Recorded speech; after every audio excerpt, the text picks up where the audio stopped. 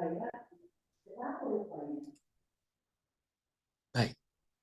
Ya.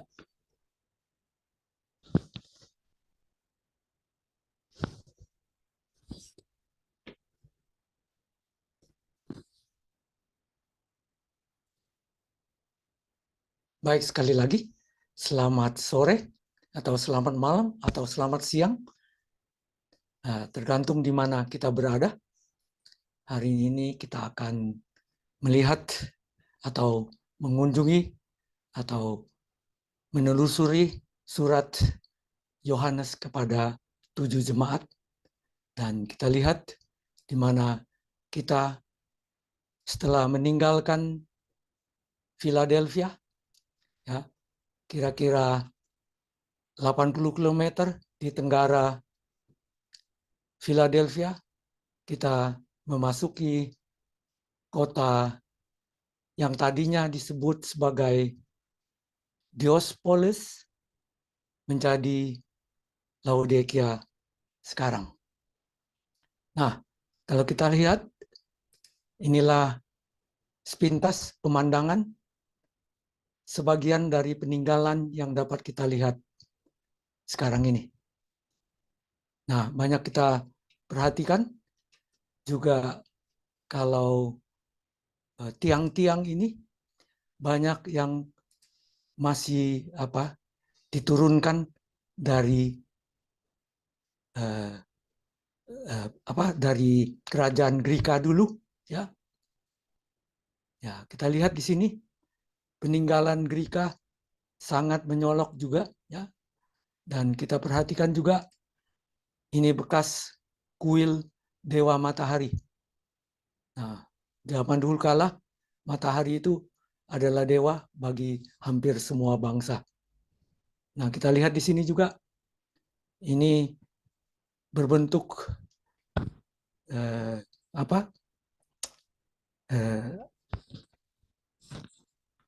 berbentuk ini seperti jembatan, tapi ini sebetulnya adalah yang menunjang saluran air, ya. Saluran air, jadi ini adalah fondasi saluran air, saluran pipa air, ya. Dan kita lihat di sini juga ada bekas sisa-sisa bangunan-bangunan dulu yang sudah runtuh, dan di sini ada satu peninggalan dari bangunan gereja. Nah, kita lihat ada di situ seperti bak baptisan. Ya. Nah, kita lihat juga kalau masih ada banyak sisa-sisa tembok, namun sayangnya ada reruntuhannya, tidak ada lagi yang komplit, yang masih utuh.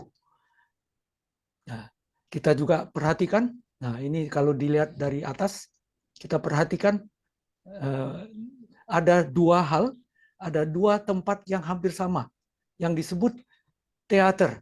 Nah ini ya, satu teater yang namanya disebutkan namanya sebagai West Theater dan satu North Theater. Ya, padahal jarak mereka dua ini dekat sekali, hanya kira-kira 200 meter terpisah satu dari yang lain.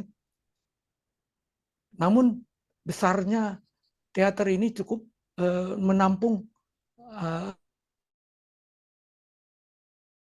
12.000 pengunjung. Nah, tadinya hanya satu, lalu mereka membangun yang kedua. Karena ternyata yang pertama itu tidak lagi bisa menampung banyaknya pengunjung yang bertambah-tambah. Sehingga mereka bangun lagi yang kedua. Walaupun jaraknya hanya kira-kira 200 meter satu sama lain. Ya. Nah, kita perhatikan yang namanya West Theater ini dibangun kembali. Western Theater ini dibangun kembali. Kalau kita perhatikan, memakan waktu yang cukup lama. Nah, kalau dari penanggalannya, seolah-olah memakan waktu sampai 18 tahun. Ya. Dan akhirnya selesai juga bangunan ini, ya, yang dapat memuat 12.000 kira-kira, Ya, setelah 1690 tahun tidak berguna, sekarang mereka pakai kembali. Nah, setelah selesai, mereka mengadakan perayaan untuk keberhasilan membuat teater yang dapat ditumpangi. Nah, Yohanes disuruh menulis kepada Laodikia, katanya, dan tuliskanlah kepada malaikat jemaat di Laodikia, inilah firman dari Amin, saksi yang setia dan benar, permulaan dari ciptaan Tuhan. Nah, tadi saya sudah singgung, kalau namanya Laodikia ini tadinya Diospolis, dan diganti menjadi Laodikia. Nah, rupa-rupanya kota ini dibangun oleh Antiochus kedua antara tahun 291 sampai tahun 293 sebelum Masehi.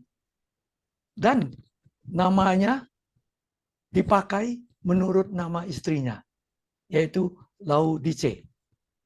Nah, pada zaman Romawi, kota ini merupakan pusat distrik provinsi Asia dan dianggap sebagai pusat perniagaan karena dadinya sangat kaya Laodikia ini.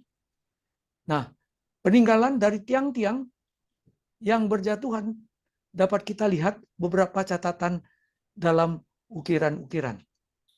Nah, perhatikan gambar di dalam karangan bunga dan tulisan Latin singkat di bawah setiap karangan bunga. Nah, saya perbesar. Nah, dari tiang yang kanan kita perhatikan. Yang pertama, yang atas adalah gambar dewa matahari atau Apollo. Dan di bawahnya ada Griffin namanya, yaitu pasangan rusa. Nah, rupanya zaman dahulu rusa ini adalah salah satu hewan yang mereka anggap kudus. Sehingga mereka memuja rusa ini juga. Dan di bagian bawah adalah Dewi Fortuna.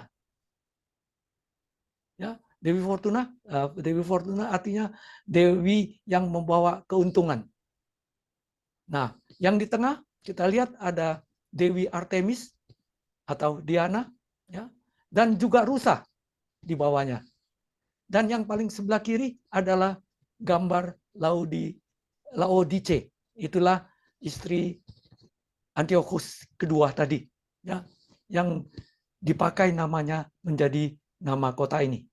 Nah, kota Laodikia ini 2 kali dihancurkan oleh gempa bumi, ya, di saat pemerintahan Kaisar Tiberius dan juga Nero. Tetapi pulih kembali tanpa bantuan keuangan dari pemerintahan Roma. Luar biasa kayanya mereka. Nah, Laodikia, nama Laodikia berasal dari 2 kata, yaitu Laos dan Dikaiosonsine, ya, yang mempunyai arti rakyat untuk Laos dan keadilan Dikaiosine ini. Dan keseluruhannya berarti keputusan atau kehendak manusia. Mengapa demikian? Karena rupanya orang Laodikia berfokus kepada diri sendiri. Mereka memilih untuk menghargai diri mereka sendiri. Sehingga tidak mengherankan mereka harus menghadapi hukuman Tuhan. Nah, Tuhan peringatkan mereka. Aku tahu segala pekerjaanmu, engkau tidak dingin dan tidak panas. Alangkah baiknya jika engkau dingin atau panas. Nah, kritik yang digunakan Yesus adalah dari kehidupan sehari-hari di daerah ini. Memang rupanya penduduk Laodikia tadinya demikianlah. Kalau kita perhatikan gambar berikut ini, di utara kota Laodikia ada gambaran putih. Nah, ini tidak jauh dari Laodikia, hanya kira-kira 12 km di atas Laodikia yang namanya Pamukkale. Nah, Pamukkale ini adalah tempat di mana ada air panas yang sangat banyak. Yang dia terima dari Hierapolis kira-kira 2 kilometer di utaranya pula. Nah, ini adalah kita bisa bilang kolam renang alam yang punya air panas. Nah, di utaranya saya sudah sebut tadi, sumber air panas datangnya dari tempat yang bernama Hierapolis. Hierapolis ini hanya sekali disebut di dalam perjanjian baru, yaitu dalam Kolose 4 ayat 15. Di mana Paulus menyatakan bahwa Epafras sedang bekerja di sana dan di dekat Laodikia. Tradisi Kristen awal menyatakan pula bahwa Filipus bersama putri-putrinya menetap di Hierapolis ini. Ada kemungkinan bahwa menurut tradisi juga bahwa Filipus mati syahid dan dimakamkan di sini, di Hierapolis ini. Nah, di sebuah bukit di timur laut kota ini ada sebuah peringatan atau disebut martirium, tugu peringatan yang menjadi fokus bahkan untuk orang-orang berziarah. Nah, inilah peringatan mereka untuk mengingatkan Filipus. Dan kita ingat kalau di Pergamus dan dekatnya ada Esculapius, ingat ada tempat pemandian air panas. Nah, begitu pula di Laodikia ini. Ini adalah sisa bangunan pemandian air panas. Jadi kota ini hidup dari tamu, kita bilang zaman sekarang spa, ya, SPA, dan peziarah. Jadi yang mencari air panas untuk menyenangkan atau menghangatkan badan dan untuk kesehatan. Karena rupanya pada saat ini pun orang-orang menganggap bahwa air yang ada di Laodikia ini adalah air penyembuhan yang suci. Sehingga orang Laodikia ini menjadi sangat kaya.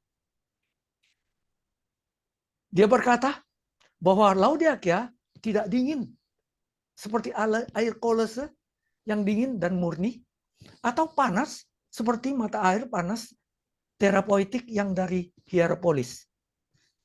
Melainkan suam-suam kuku dan tidak memberikan kesegaran bagi yang lelah secara rohani maupun penyembuhan bagi yang sakit secara badani. Nah, dikatakan sini, alangkah baiknya kalau engkau dingin atau panas. Karena rupanya dengan suam-suam ini, kewaspadaan menurun. Dan menjadi lamban bereaksi. Tidak dapat mengambil keputusan. Tidak dapat membedakan antara baik atau jahat.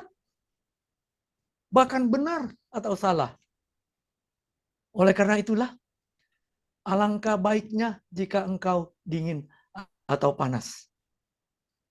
Nah, kelemahan utama adalah kelemahan utama di kota Laodikia ini adalah kurangnya persediaan atau suplai air panas dan dingin. Mereka memenuhi kebutuhan ini dengan memasukkan air melalui sistem pipa batu. Ini merupakan tanda lain dari kekayaan dan kecerdasan Laodikia. Membuat pipa-pipa batu, ya, yang ditaruh di atas jembatan-jembatan yang digambar tadi. Laodikia tidak memiliki sumber air panasnya sendiri.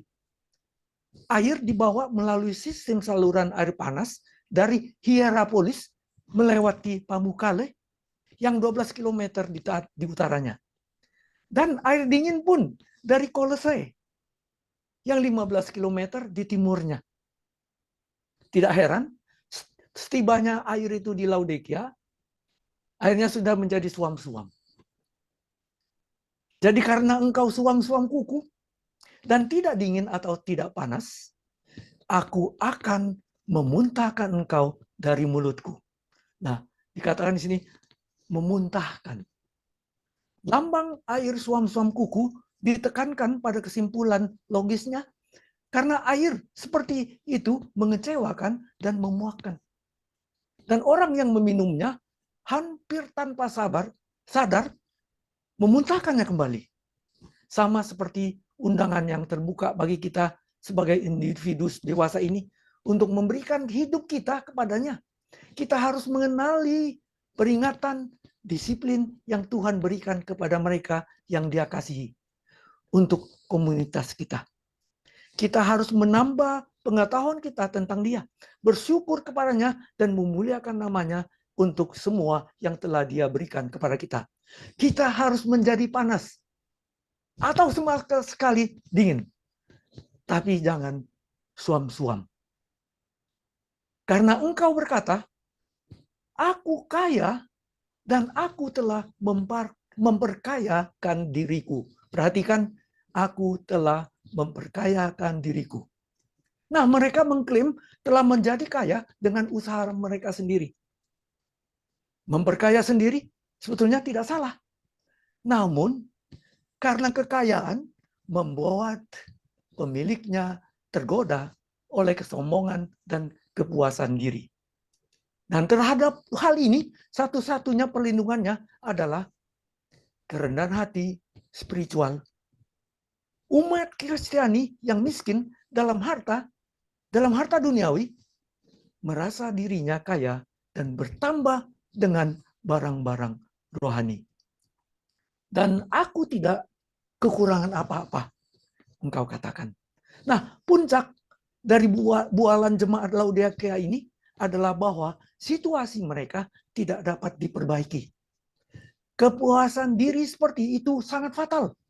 Karena Roh Tuhan tidak pernah akan dapat masuk di mana kebutuhan akan kehadirannya tidak dirasakan. Namun, tanpa kehadiran itu, kebaruan hidup tidak mungkin terjadi. Dan karena engkau tidak tahu, dikatakan di sini, dia yang tidak tahu. Bahkan tidak tahu bahwa dia tidak tahu. Tidak sadar, hampir putus asa. Ketidaktahuan tentang kondisi mereka yang sebenarnya yang mencirikan orang Kristen Laodikia sangat kontras dengan pengetahuan Kristus tentang kondisi sebenarnya dari gerejanya. Sebagaimana tercermin dari jaminan berulang-ulangnya kepada masing-masing jemaat sampai sekarang yang dikatakan, aku tahu pekerjaanmu. Bahwa engkau melarat dan malang, miskin, buta, dan telanjang. Gambaran yang sebenarnya yang disajikan di sini justru kebalikan dari bualan yang dibuat oleh gereja Laodikia. Gantinya menjadi kaya sampai tidak membutuhkan apa-apa. Gereja ini pada kenyataannya sangat miskin. Sehingga dia bahkan kekurangan pakaian.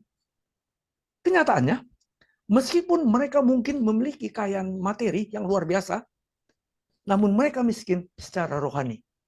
Melarat, malang, miskin.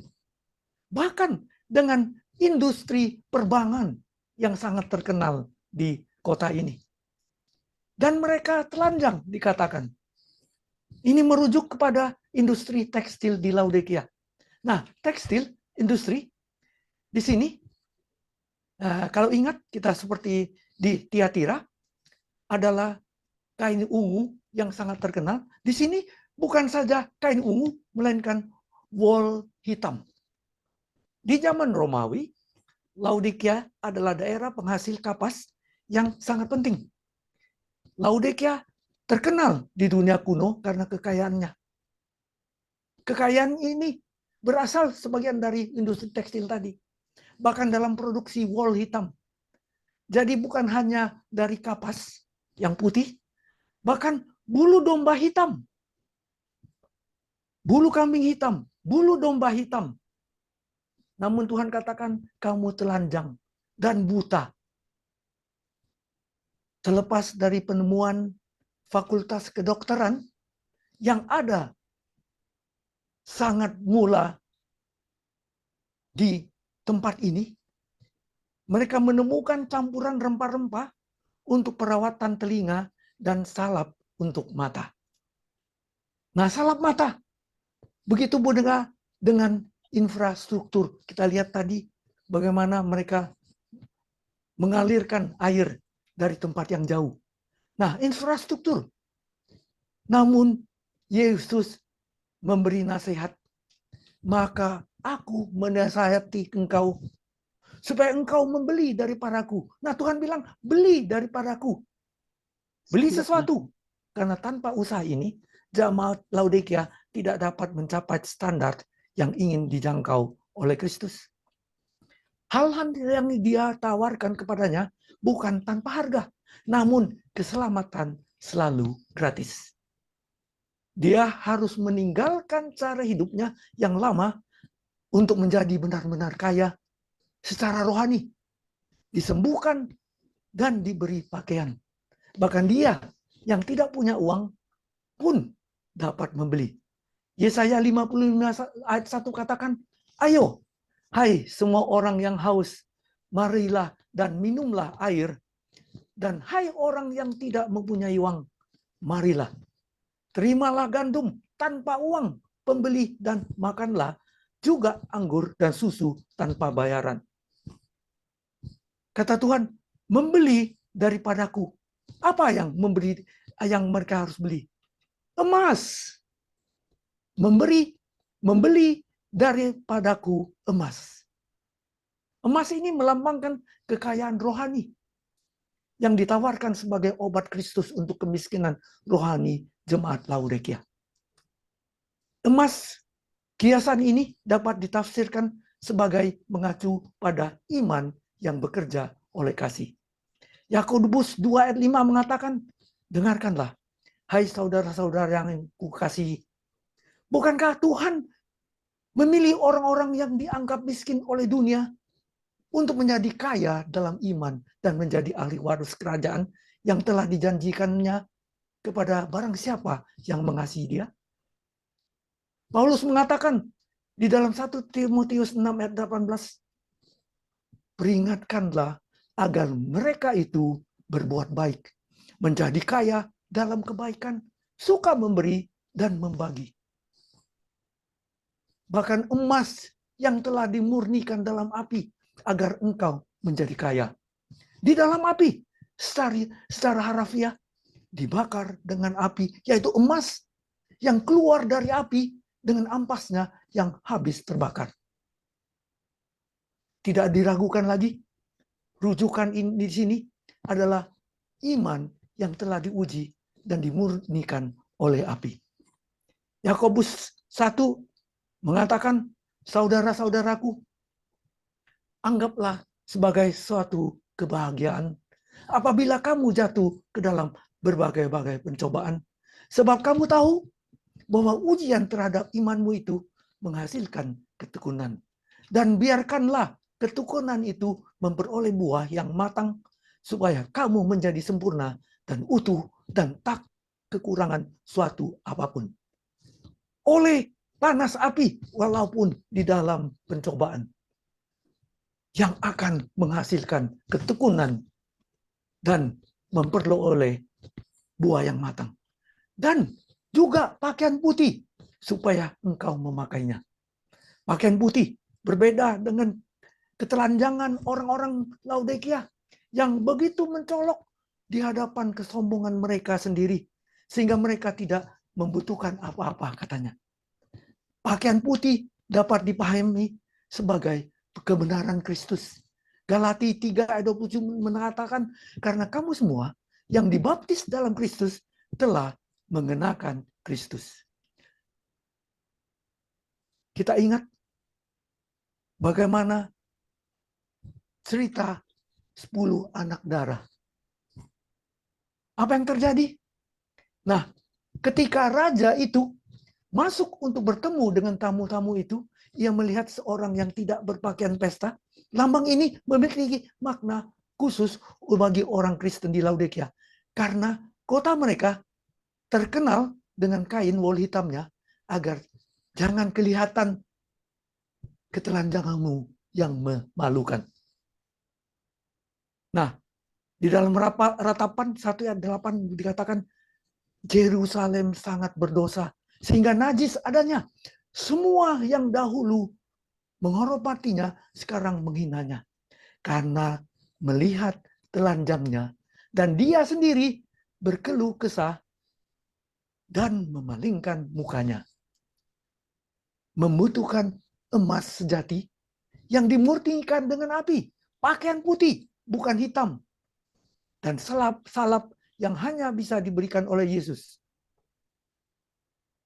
Diperlukan landasan spiritual yang hanya akan datang dari mengikuti Kristus. Makanya dikatakan, dan lagi minyak untuk melumas matamu.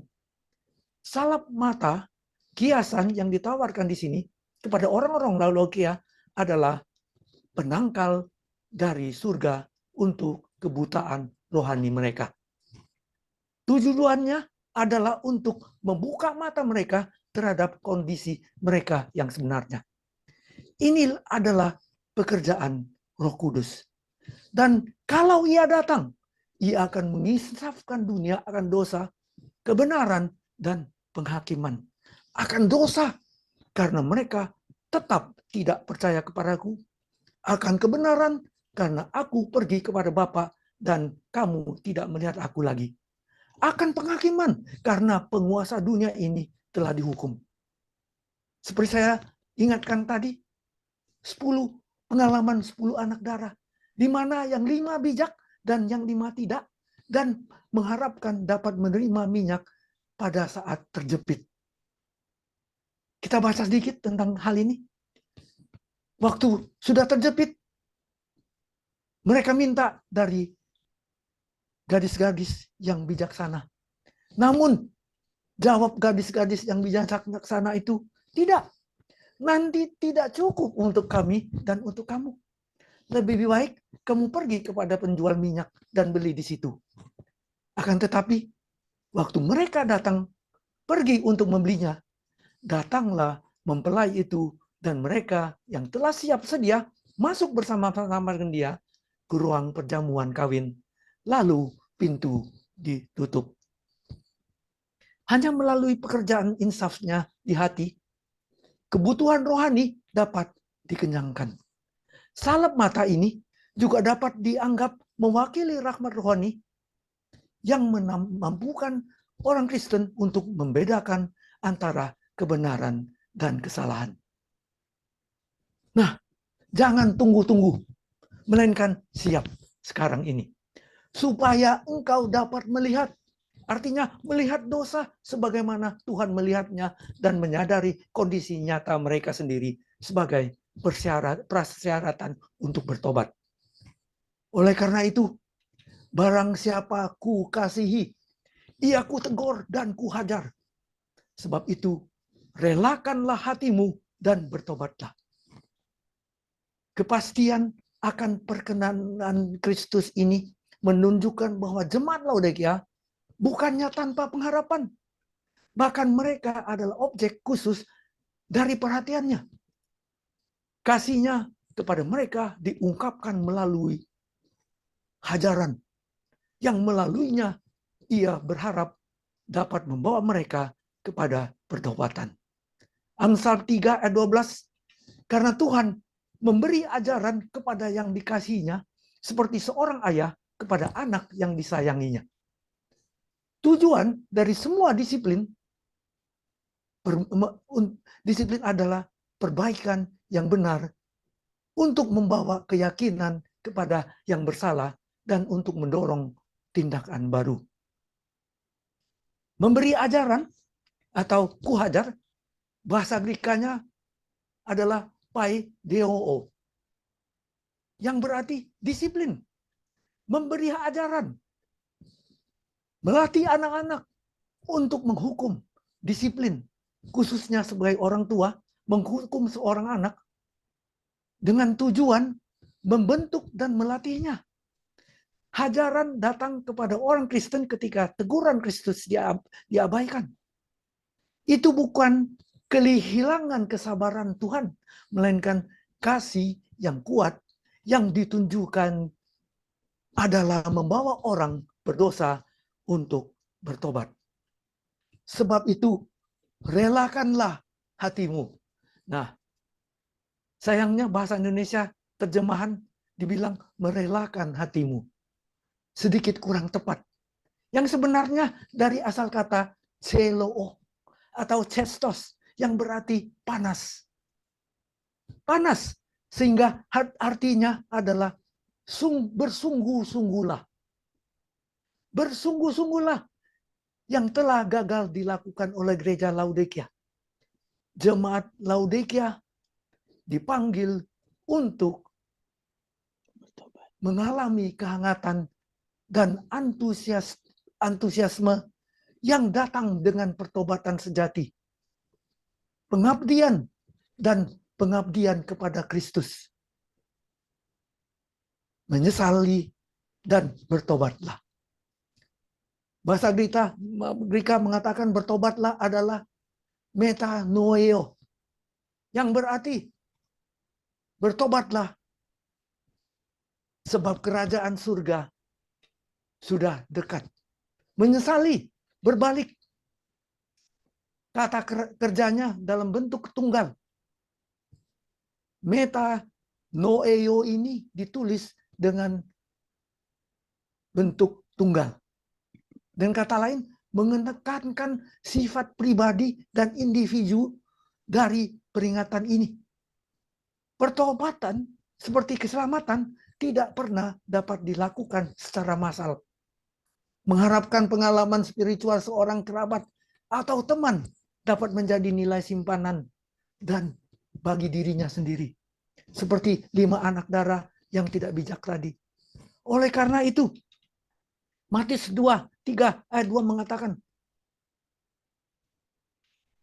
Matius 3:2 mengatakan, bertobatlah sebab kerajaan surga sudah dekat. Lihat, aku berdiri di muka pintu dan mengetok. Jikalau ada orang yang mendengar suaraku dan membukakan pintu, aku akan masuk, mendapatkannya, dan aku makan bersama-sama dengan dia. Dan ia bersama-sama dengan aku. Katanya, aku berdiri.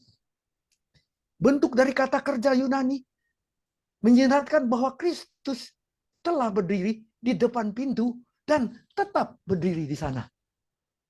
Dia tidak pernah lelah menawarkan hadiratnya yang diberkati kepada semua orang yang mau menerima dia. Hebatnya, pintu ini tidak ada pegangan atau pembukanya dari luar. Pintu yang berada di bawah kendali manusia sendiri. Dan setiap orang boleh membuka atau menutupnya sesuka hatinya. Kristus menunggu keputusan setiap orang. Ini adalah pintu menuju jiwa manusia. Dengan kasih-Nya, melalui firman-Nya, dan melalui pemeliharaannya. Kristus mengetok pintu emosi. Dengan kebijaksanaannya di pintu pikiran. Oleh ketuhanannya di pintu hati nurani. Dan dengan janji-janjinya di depan pintu harapan manusia. Perikop ini juga dapat dianggap mengacu pada Kristus yang berdiri di depan pintu kehidupan manusia. Sepanjang sejarah manusia, ia siap untuk masuk dan memberkati umatnya yang menunggu hadiratnya. Dan aku makan bersama-sama dia. Dikatakan bahwa di sini makan bersama-sama. Ini menandakan dalam pesta perkawinan anak domba dengan jemaatnya umat sisa nanti. Kita akan duduk bersama-sama di meja makan dengan Tuhan kita. Nah, hanya kalau kita sepakat satu dengan yang lain, baru dapat kita duduk di meja bersama-sama, makan bersama-sama, bukan? Tidak ada yang cemburut, sementara yang lain berbahagia. Barang siapa menang, ia akan kududukkan bersama-sama dengan aku di atas takhtaku. Sebagaimana aku pun telah menang dan duduk bersama-sama dengan Bapakku di atas takhtanya. Yang menang akan mendapat bagian dalam kemuliaan dan kuasa Kristus. Sama seperti Kristus mendapat bagian dalam kemuliaan dan kuasa Bapaknya. Tidak ada masalah siapa yang duduk di kanan atau di kiri. Seperti yang ditanyakan oleh Ibu Yakobus dan Yohanes. Yesus katakan bahwa aku juga menang. Hanya oleh dasar kemenangan Kristuslah agar kita dapat berpengharapan untuk menang. Sayangnya, tidak ada pujian kepada jemaat Laodikia ini. Hanya ada celaan. Tidak dingin, tidak panas, melarat, malang, miskin, buta, telanjang. Maka akan kumuntahkan dan kutegur, kuhajar. Maka itu bertobatlah. Agar aku memberikan engkau jubah putih. Dan belilah daripadaku emas murni yang telah diuji di dapur api. Sehingga menggunakan salap mata dari aku. Agar engkau dapat melihat. Karena lihatlah, aku berdiri di muka pintu dan mengetok. Siapa bertelinga, hendaklah ia mendengarkan apa yang dikatakan Roh kepada jemaat-jemaat. Kalau kita perhatikan, bahkan celaan, nasihat, maupun ancaman sesuai dengan nama mereka. Dua di antara mereka sama sekali tidak mendapat penilaian positif. Namun dua dari antara mereka yang tidak dicela, bahkan mereka dijadikan contoh yang baik bagi kita. Namun kita tidak perlu kecil hati, karena Tuhan memberikan nasihat yang sangat baik. Serta janji-janji yang mulia kepada para pemenang yang terus menang dengan pahala kerajaan surga. Memang kita dapat mengkategorikan jemaat-jemaat ini dengan ciri-ciri dan pengalaman-pengalaman masa-masa umat Tuhan dari sejak setelah Yesus naik ke surga. Jemaat Rasul pertama, jemaat menderita, jemaat setan, jemaat berkompromi, jemaat kafir, kompromi toleran, jemaat mati, jemaat kasih, bermision, dan jemaat suam kuku, puas diri. Namun pekabaran ini adalah untuk umat sisa kita ini sekalian. Nah, ada 4 penerapan 7 jemaat ini. Yang pertama, penerapan lokal, yaitu 7 jemaat yang ada di Asia Kecil. Yang kedua, penerapan nubuatan. Karena kita lihat bahwa urutan kronologi mencakup gereja masa-masa tertentu di sejarah gereja seperti yang dinubuatkan. Yang ketiga, penerapan gereja secara luas. Setiap gereja bermasalah seperti yang dikatakan oleh Tuhan dalam surat kepada 7 jemaat ini. Dan keempat, penerapan pribadi, yaitu setiap surat ini ditujukan kepada setiap umat percaya sepanjang masa kekristenan. Apa yang hendak dikatakan kepada kita?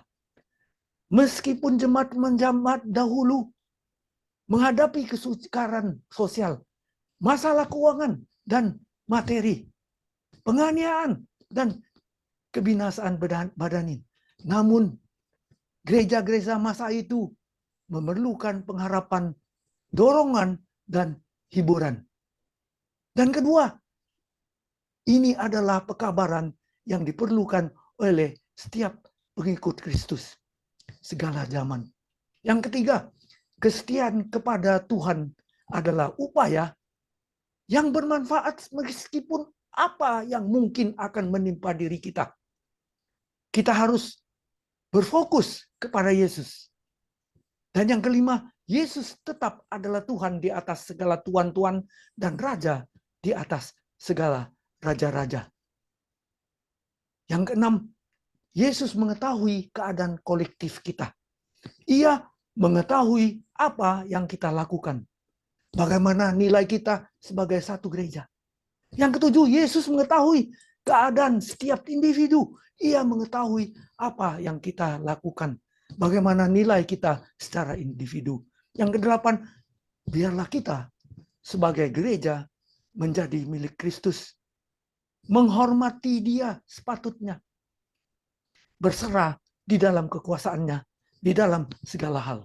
Sehingga biarlah kita sebagai individu menghormati Tuhan untuk tunduk kepada kehendak-Nya.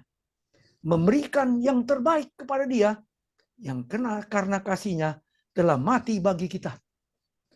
Meskipun ciri-ciri umat Tuhan mewakili masa-masa tertentu dalam sejarah kebangkitan rohani, namun semua ciri-ciri ini dapat kita ketemukan di dalam umat sisa Tuhan, di dalam jemaat-jemaatnya, di mana-mana sekarang ini. Oleh karena itu, bertobatlah, teruslah menang, sampai Ia datang kembali, dan kita menyongsongnya di atas awan-awan. Serta satu meja di dalam perjamuan bersama-sama Yesus di taktanya. Berbahagialah mereka yang membasuh jubahnya. Mereka akan memperoleh hak atas pohon-pohon kehidupan dan masuk melalui pintu-pintu gerbang ke dalam kota itu. Haleluya. Sampai Maranatha. Tuhan Bapa kami yang ada di dalam kerajaan surga. Dengarkanlah doa kami ini. Dan sempurnakanlah kami agar kami siap menyongsong Engkau di atas awan-awan. Haleluya. Terpujilah nama Tuhan. Dalam nama Yesus, penebus dan juru selamat kita. Amin. Amin. Mudah-mudahan kasih karunia Tuhan menyertai kita sekalian dimanapun kita berada sampai Ia datang kembali. Inilah doa dan harapan saya. Amin. Amin. Amin. Terima Amin. kasih, Siang. Terima kasih Om Rusli dari Rias untuk Amin. Amin. Terima kasih. barang yang dibawakan, sudah membawa kita secara visual lebih mengerti. Saya pribadi saya merasakan dan mengerti lebih banyak kenapa Amin. dikatakan som-som kuku. Sebelum kita memasuki tanya jawab dan kesaksian, ada baiknya kita mendengarkan lagu spesial yang kedua, Great is Thy Faithfulness. Di tanya jawab, mungkin ada yang mau ditanyakan tentang pembahasan kita Jemaat Laodikia. Mari silakan. Atau kesaksian, boleh juga.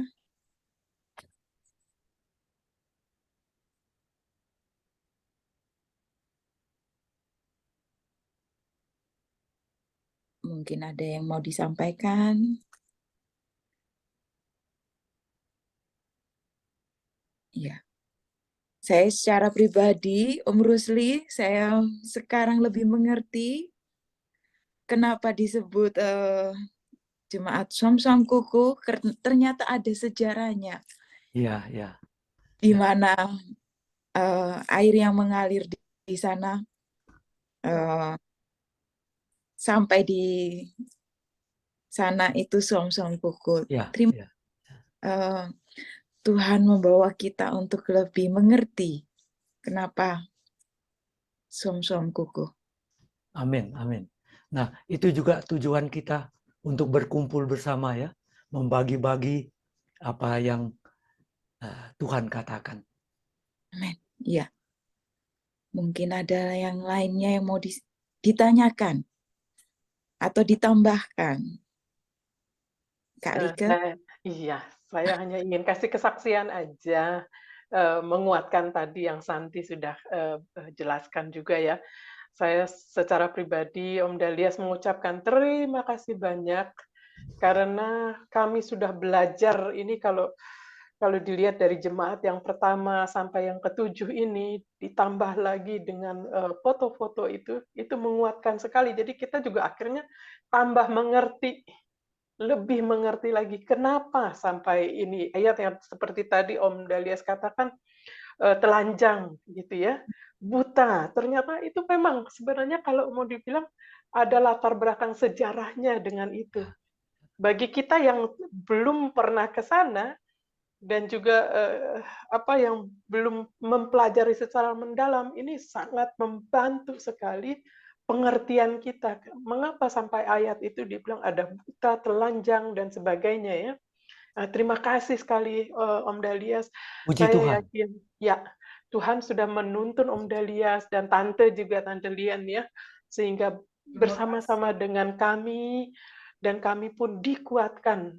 Amin. Dan ini pelajaran ini, saya sebenarnya pelajaran ini udah dengar dari kecil ya, dari di gereja dulu remaja, tapi sekarang ini jadi semakin mengerti lagi gitu. Amin. Lebih mendalami lagi gitu ya. Dan saya harap Om Dalias juga dan Tante tidak bosan-bosannya untuk memberikan pelajaran kepada kami. Walaupun nanti bulan Mei dan Juni ini ya, setelah ini sedikit istirahat, kita kasih Terima kasih. kesempatan. Om Terima Dalias kasih. juga untuk bukan istirahat, sebenarnya Om Dalias ini makin tambah lagi gitu ya. Tapi kita kasih kesempatan beliau untuk mempersiapkan lebih baik lagi, Amin. lebih hebat lagi pelajaran Alkitab ini yang kita rindu sekali untuk dengarkan. Semoga juga ini kesaksian buat kita semua yang sejak dari awal sampai nanti berikutnya ya pelajaran Amin. ini. Kami doakan Om Dalias dan Tante sehat-sehat selalu, makin diberkati dimanapun Om dan Tante berada bersama Ya. keluarga. Itulah yang kami perlukan. Amin. Doa dari umat Tuhan. Ya. Bukan saja menguatkan, tapi memberikan penglihatan yang lebih baik. Terima Amin. kasih. Kesehatan. Ya. Iya, Pendeta Rantum, silakan. Oh no, kita dari tadi buka-buka nggak bisa terbuka ini Zoom-nya. Kasihan dong. Sudah mode akhir-akhir baru bisa terbuka. Nggak apa-apa. Kita sangat bagus sekali itu. Kita tahu persis karena di atas Laodikia itu ada air panas, kolam panas. Dia turun ke bawah sampai di bawah jadi suam-suam di bawah. Padahal Laodikia itu sebenarnya pusat pendidikan kedokteran tadinya, sekolahnya di situ. Tetapi itulah yang sudah terjadi. Jadi saya tahu sudah